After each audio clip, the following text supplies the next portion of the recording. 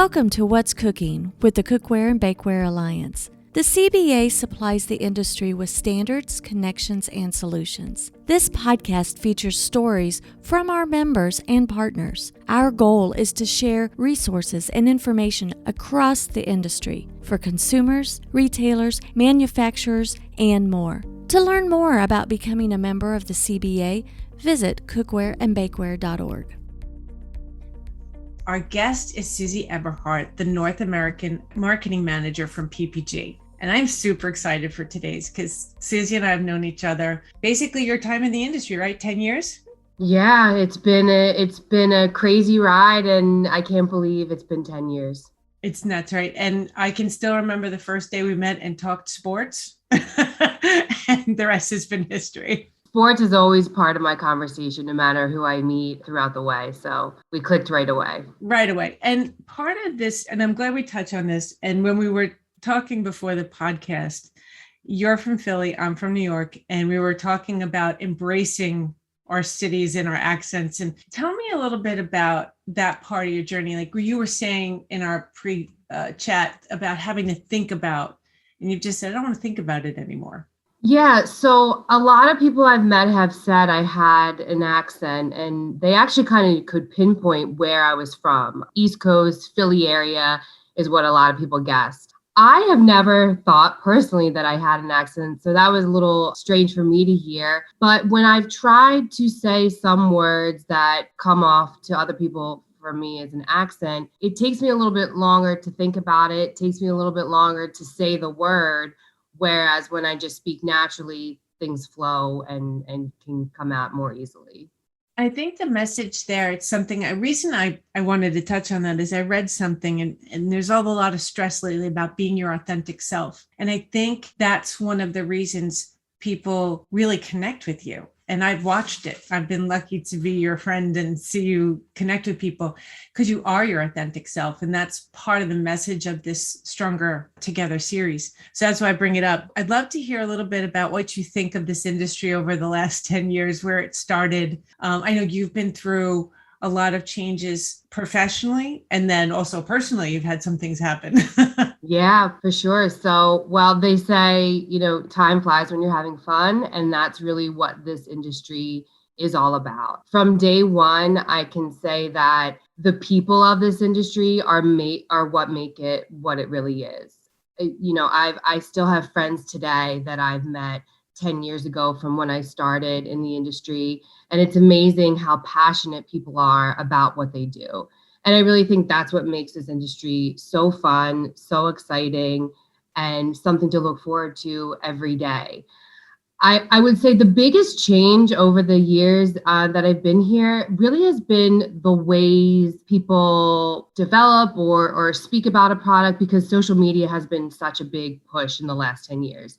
When I started, I can remember doing mailers, putting things in the envelopes, stamping them, sending them off. We really don't see that much anymore. It's really digital mail or, connecting through an Instagram page or a website, whatever it might be. There still is, of course, mail out there, but it's getting less and less in that way. And then personally, well, I've really grown up in this industry. I was in my 20s when I started. Some days I feel like it feels just like yesterday. Other days I feel like I've been in this industry for 50 years. So that's always a fun thing to come across. I've been married and had 2 children while in the industry as well. So that's a big personal change that I've grown with this industry. And as I mentioned, I've met friends along the way that have been a part of. I share pictures of my newborns when they came into the world, and everyone was always excited for me and happy for me and sharing that joy of having children.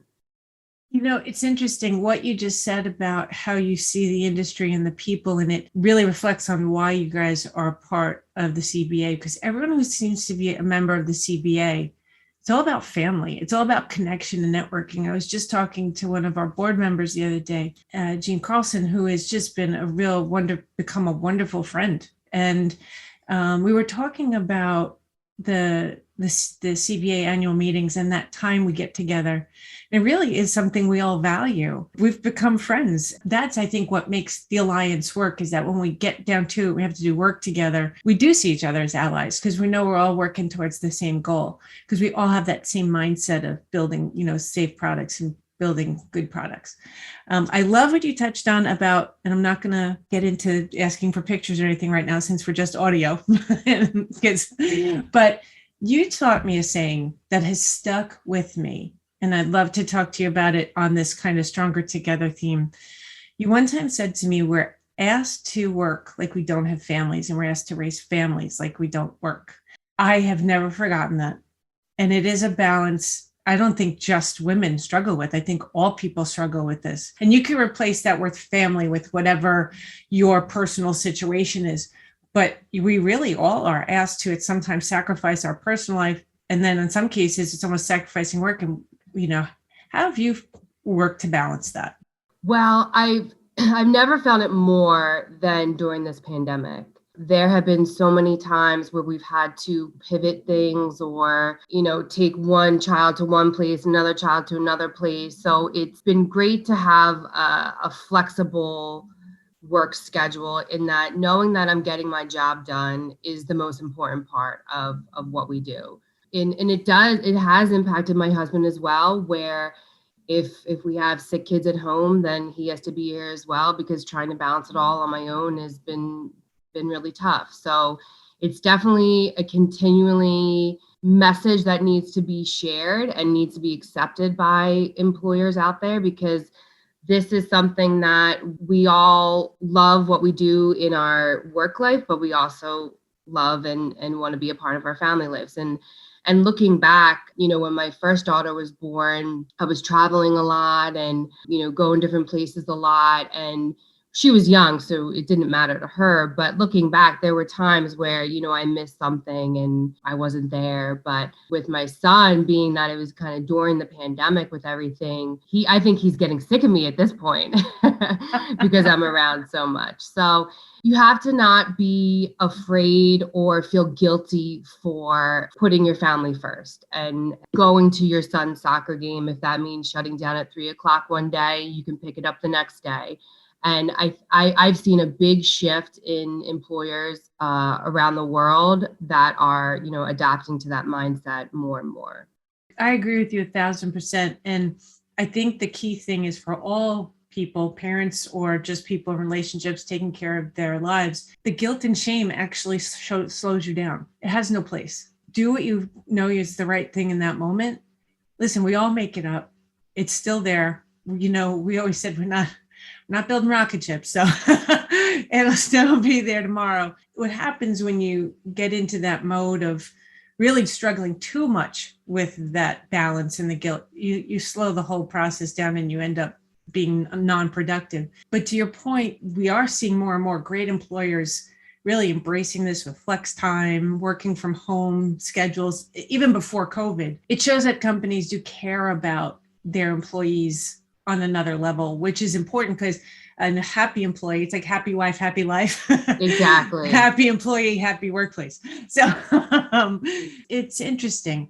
And the personal side of it, the personal connections, even beyond, you have, we go back to that for the industry. I'd love to throw in a funny story here, if you don't mind revisiting a time in Chicago where we're sitting together and we birthed an idea that it's kind of still an inside joke with us and some people who know us, but the nonstick chicks. Yes, I will never forget that. Sitting there, it was probably, I think it was like the second to last day or one of those days was really slow at the show. Do you remember that? It was a quiet moment, and there weren't many people walking the hall, so we were just sitting there talking about things, and then boom, an idea was created. It was incredible. And you are an idea woman. I've watched you do this. I've watched what you've done at Whitford and now PPG, connecting the North American marketing manager, connecting with retailers and brand directors and brand owners. I'd like to talk to you a little bit more about one of the reasons I invited you is you are such a well-balanced and driven young executive.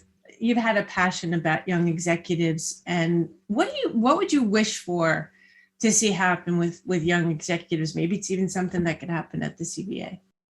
Well, really, it's about young executives having a voice. For a long time, it was a workforce that was driven by generations ahead of us, and that had been in the workforce for a long time, and that were kind of set in ways that were developed with their smaller group. But what I love about being a part of young executives and really bringing us to the table is having a new voice.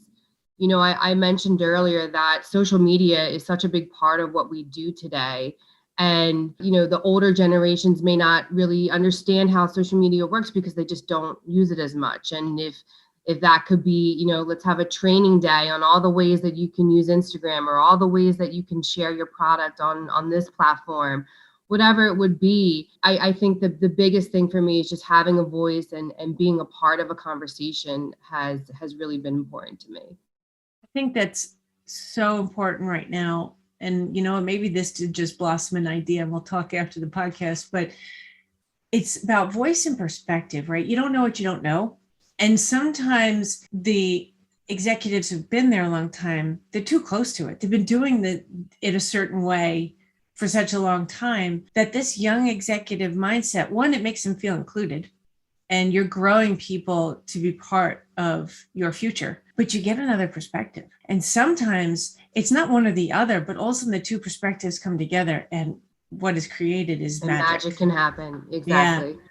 I agree. I think we need to do more on young executives and hearing what they have to say. Social is hard to keep up with. It changes daily. It sure is. I must say, after having 2 little ones at home, my social media posts have gone down a little bit, but I still try and share the fun times that we have and the updates of their birthdays and, the really important and fun things that we do. If I didn't have our scheduling system, none of my businesses would get any social. It would just not happen. To wrap this up, I'd love to ask you a twofold question. As you go forward, do you have a wish for the industry? And what do you see happening with the biggest issues hitting us this year that we're going to face?